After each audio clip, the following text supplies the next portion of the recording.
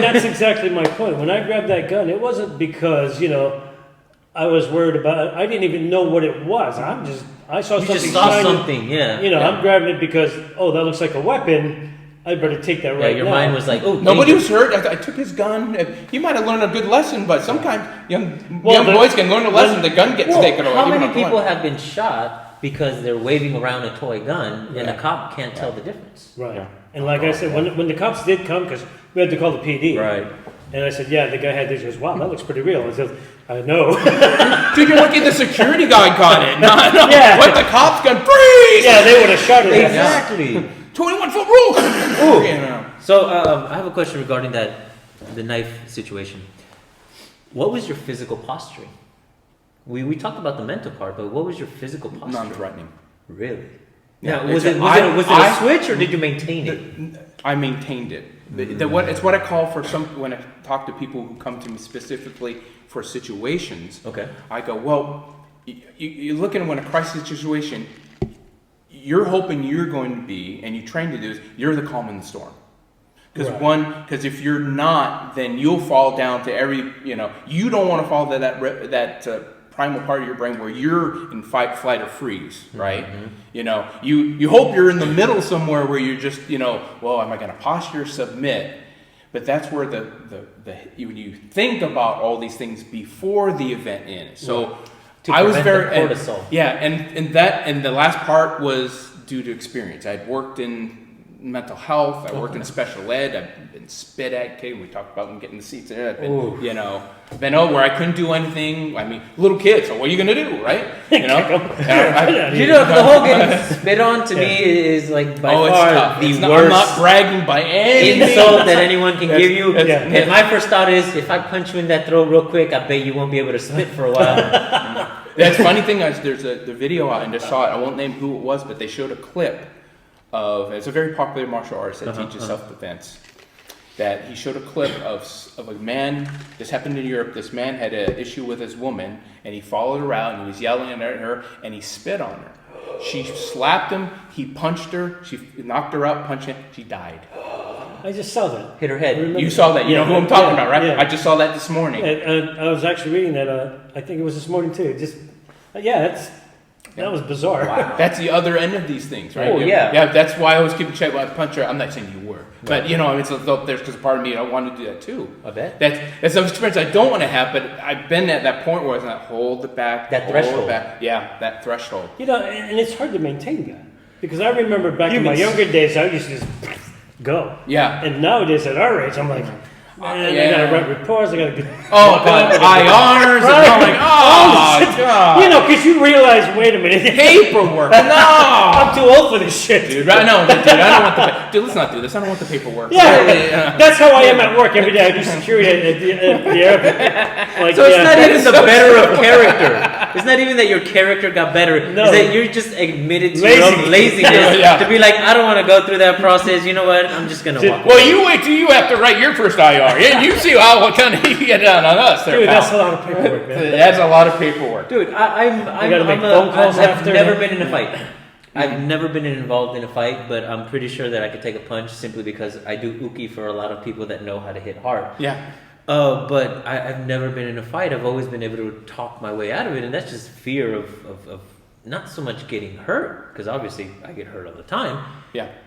It was always the fear of enjoying hurting somebody else. That's an interesting way. For me, it was the opposite. I was scared. I only had one fight, and it was 8 years old. I had one fight, and it took a lot of. And I never remembered. I repressed it, and I went, "Wait a minute, really? Why did I get?" And it was a kid down the street, and we had this fight, and I remember I got on top of him. We were fighting, and I had grabbed some light aluminum pole, hit him with it.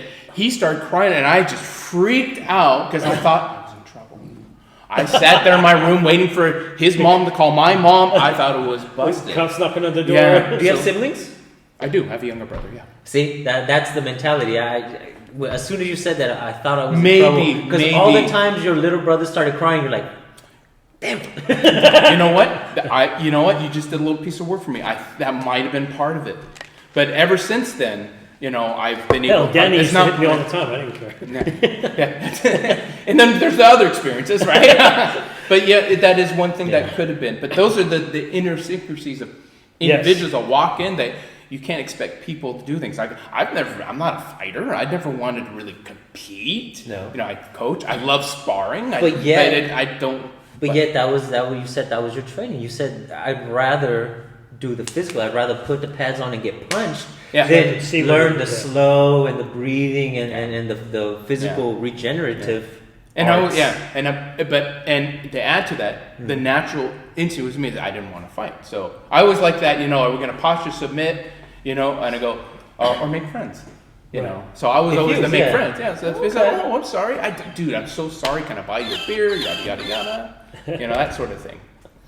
All right. Well, we hit the 50-minute mark. I don't care. I'm having way too much fun in these 50 minutes. minutes. 50 minutes. Well, here's the thing. If you haven't noticed our shows, they're only supposed to be an hour. Go on. But It goes on and on and we on. never have an hour show. It's just almost impossible. I mean, No, this is a lot of interesting stuff because. and here's the thing that he's saying is that we have never had this discussion Oh yeah, this is new. in anything we do.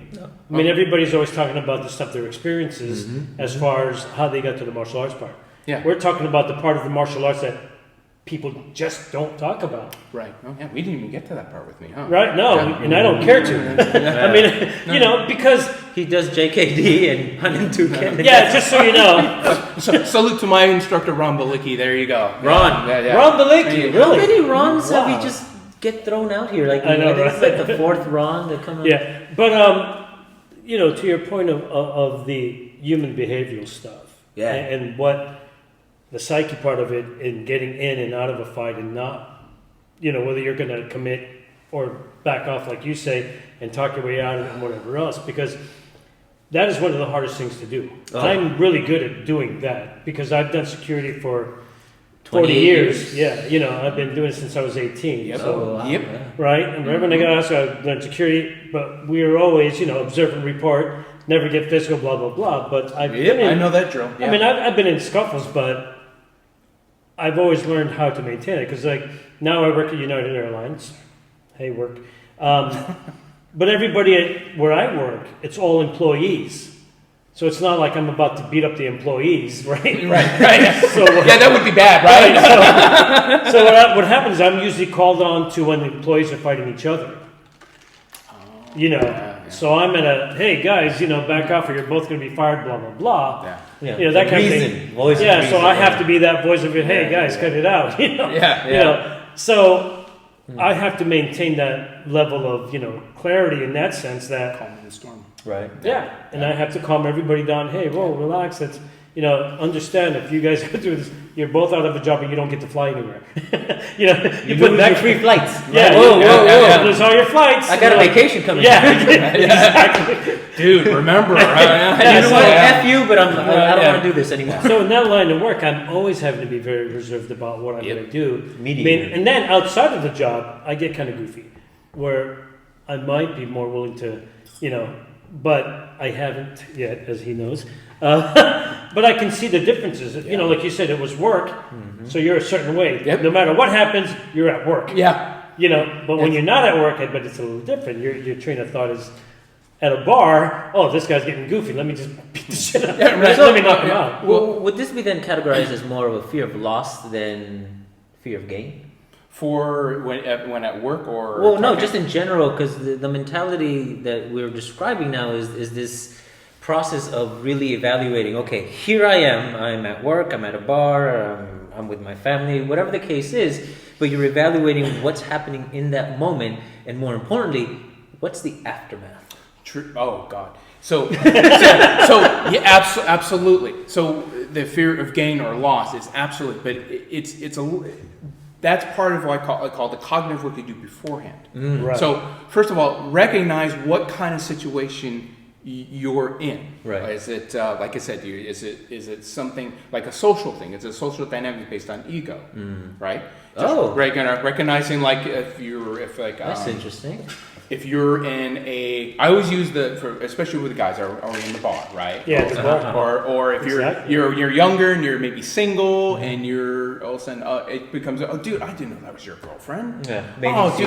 Dude, I'm so sorry, she's beautiful. Hey, dude, let me buy you a drink. and you hold it. Oh no, dude, I'm gonna leave. Dude, I'm so like, dude, man, or. That's part of this. Or you use to distract you. You're trying to diffuse this. Hey, dude, that's a nice watch. Where'd you get it? There's all kind of dude, calling conversation. None of those dudes. Really? You train call. All of a sudden, I did that once. I was actually sat there and with a guy and I said, oh, it's a nice ring. And he's like, oh yeah, I got it in the Philippines. Philippines, you ever hear our niece? He goes, oh yeah, that's stiff. I said, dude, you ever training? Oh, look, my guy forgot because he was actually. Give me the stink eye for some reason. All of a sudden, I totally switched it on him. And but those situations, 90%, especially if you've done security work. Or if you've done like myself, mental health, or working at an alternative high school, or I broke up all the fights. Ooh. Not all the fights, but you learned what's the social dynamic in this. Okay.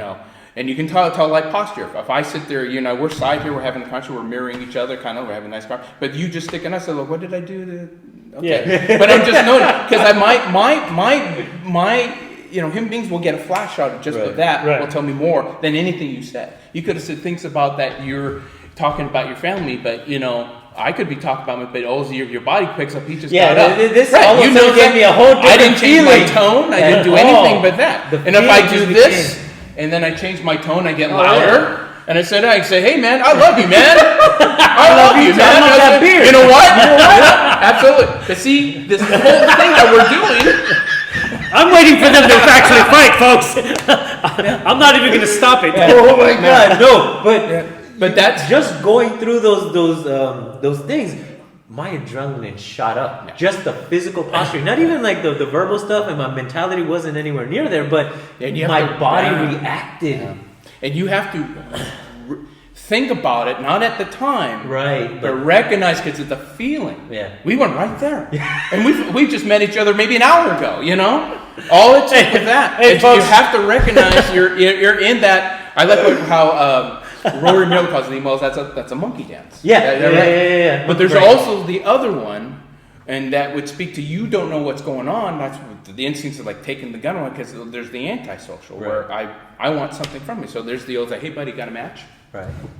And you're like, oh sure, and I'll take it, give me your walk, and all of a sudden now you're this. Oh hey buddy. Yeah, right.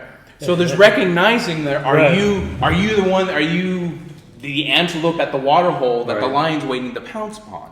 That's, there's tact as well. Those I'm more of, because then you're like, that's a let me see your hands moment. Right, because it's what's being said versus how it's being said. And you're being perceived as something that somebody or something that can be preyed upon. Yeah, so you're like, oh, like that, I'm done on my phone, sitting in my jam, and all of a sudden like there, isolate, that's just one way. But those are things you have to discern about before you go out there, and then what you pass on. So I have to, and how much will that trigger me, the first one? Right. Yeah.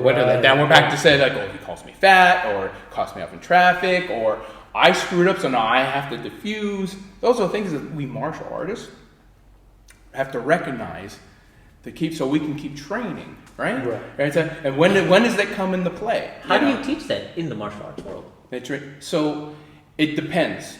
It depends again on the person. Right. If people, I always slip that out there because sometimes they do that monkey dance that we just did. We rolled right into it. That sometimes set off people. I had one good friend of mine. He came to train with me. He was in a bad way in his life, and he was really frustrated during class. He was having that discussion with me, and he had just trained for about maybe 2 months, I would say, and I taught him some really hardcore stuff. He was like, yeah, he was ready. And then I said, but you have to be in that moment. But you can't just go out and use that, right? Because he's a very nice guy.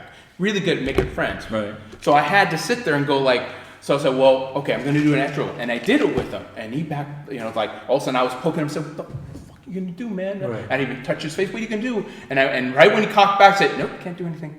And he went, what? Oh, I said, dude, I go, You damn tease. and then, yeah, right, exactly. And then I ran it down for him. I said, you have your little boy at home, right? And he goes, yeah. I said, so how are you going to be dad when you're in jail?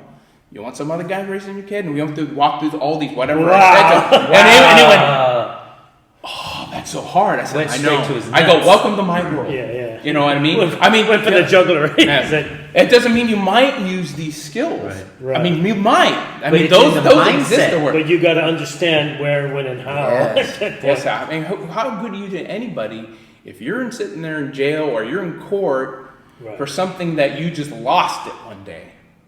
Yeah. You know what I mean? And then again, I don't know. You could be better than me. Yeah. I mean, there's guys like, well, I don't want to mess with him. Well, you got your black belt. You guys been trained. I said, oh, no. Doesn't make me bulletproof. It doesn't make me boom. And then my always thing is like, this is my go-to. No. Yeah, I think about out there. I say, because the one thing teaching with guys in gangs is, okay, they always got a weapon. They always got a knife. Right. They always got a knife. And two, they work together. It's a very human. I go really Yep, my buddy's getting hurt, I'm gonna jump in. Right. It's very. That's where I've been digging in lately, a lot of evolutionary biology and psychology. Think where the roots is it, and there's a lot of debate on that. But the whole idea that we might evolve, that what makes humans successful is that we work together. Mm-hmm. Right. So there's a lot of do we perceive? We only attack if we've got the numbers on our side. Oh yeah. Right. So with this monkey dance we did, we're banking on, and this really starts because every fight I got in early, these they got more wild as I separated. Oh yeah, they weren't gonna fight. They looked at it and all of a sudden I broke up. All of a sudden, yeah, we're gonna kill you. Blah blah blah. It's hilarious. Just so you know, I was going to jump in on his yeah, side. he was. He's our guest. Yeah. No, there's a video that illustrates that beautifully. There's these two dogs and there's this fence and they're just barking at each other, baring their teeth, and they're just going at it. And then the fence opens up and they stop. Mm-hmm. They get quiet. Mm-hmm. The fence closes again, and again they start going at it. And you see it in other animals, and like you're absolutely right. It's this idea that if we have those that have our back, we feel far more confident. And then you start diving into the idea of the mob mentality, because if one of them gets postured and raises up, And everybody the other ones get alert. Well, and that's well. exactly what happened at the Capitol. Yeah. You had those two idiots who just, and then everybody, let's all go. Because similar mentalities and you get that. It's the igniter. Because the collective. You will do things. Yeah, absolutely. And that's what I'm always. That's when I start. If I didn't get caught up in the whole thing, I was like, oh, we're leaving. We're leaving right now. Right. It's like, I'm why? starting Oh no, something's going to happen. I don't know when it's going to happen, but you can feel it in the air. It's a human thing. Oh yeah. So here's a great classic point on that. I'm a Star Trek fan, and the Borg. Oh, yeah, right? yeah. The Borg. That's all they did. They kept collecting everybody, and they were so strong because they weren't just picking on their world. They had everybody join their forces. Yeah. And they went around and taken care of them. That's a very good sci-fi way of looking at it, isn't it? Yeah, I was like, okay, this makes historically, I'm thinking the British Empire conquering most of the known world. Well, yeah, and you look at that. If you look at any... You're British now. Yeah. What? Yeah, exactly. But that's the same thing, when the 300, that whole idea, right? That whole thing is that he conquered all these people and brought them into the fold. And now you're one of us, regardless of what you think or say or want. Yeah, you are now us. So many examples Rome. in history. Yeah. Well, yeah, but again, we're talking about then the psychology and the evolution of human social dynamic. Yep. So when we as martial artists are out there training, I mean, we can sit here and if we got in this room and all trained together, we'd have a great time learning and that. So why are we doing this? Is it for fun? So no, I'm learning protection. So okay, well, we need to step back and have a different conversation then. Exactly. Yes. Okay, just in range. So what I would say is to keep your butt out of jail. Pretty much. Or prison, or to keep you out of the morgue. And people think, you're getting dramatic. It's like, well, it's those things exist It's not out there. And you might be up against someone, you might go up against someone who that happens to, they don't care. Being sent to jail is like being sent to the room as a little boy. Right. You might have, I'm assuming you have things that you have something to lose. Family, job, That guy financial. And that guy doesn't. I mean, the fight's just the fight. I mean, the assault, and then there's that It's whole minutia. It's my report writing. Yeah, it's a report. And you're lucky if it says that in I at that point. They were hoping okay, and then you get it reviewed if it's good enough, and then you're like, well, okay, hopefully it'll pass. Are you sure you want to turn this in? Here's how bad it was, right? So I used to work at a hotel, and an incident happened where some lawyer lost everything and came to our hotel and just really thrashed the place the whole bit. But he was also on the run from the cops, and nobody knew it. But I get it, after I write my report, the next day I get a call from the, DA from wherever he was, Santa Cruz, I think, and I had to drive all the way down there, go through the whole drama of going up here in the court, blah, blah, blah. And it's like, you're right, there's a lot of stuff that happens after a particular thing goes on. And you don't talk about it here. Why? Because it's not fun. Yeah, in action movies, you don't have like an hour worth of the movie where they're writing all the reports. It's no fun. This blew up, and then this blew up, and then I shot this person, and then I had to karate chop this guy. They don't show up. It's not fun. It's boring, and it sucks. And even then, it's like, even if you did a great job, it's like, no, you needed to rewrite that part. You didn't word it right. I'll tell you a funny story about writing the report, right? So I was trying to get a job with Gavin DeBecker. You know who they are, right? The Gift of Fear. Did I get in there, and there's a bunch of us are all law enforcement guys, and I'm, security guy. And First test. yeah, right? But the first thing they tell you, okay, we have this paragraph, and we want you to do the grammar on it. I'm like, Correct the punctuation and all that. I didn't even get through that first page. I'm like, motherfucker. Oh, I mean, I could do the physical push-ups right? Oh my God! I was like, I started for everything else but that, thinking, what does that have to do with me? Protecting somebody, right? And I get there, they give me this paper here, fill this out. I'm like, fuck. I turn it in, and it's like more than half the room. Sorry, guys, you're all out. I'm like, fuck. I don't miss that at all. That was the most important piece. But it's like you can't get around that one. Yeah, you have to be able to punctuate and put the period and the commas all in the right places. Yeah, get it across. Yeah. Otherwise, I remember one guy who worked at I'll leave it unmentioned, where it's a place where you had to write R's. Mm-hmm. And this guy was really good at his job and whatnot, but he couldn't get full time because he just couldn't write that. Yeah. Wow. It was pretty sad. Wow.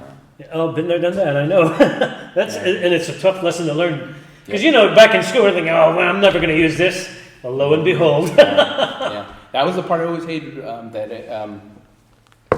working in community services, is that you had to write down every session you had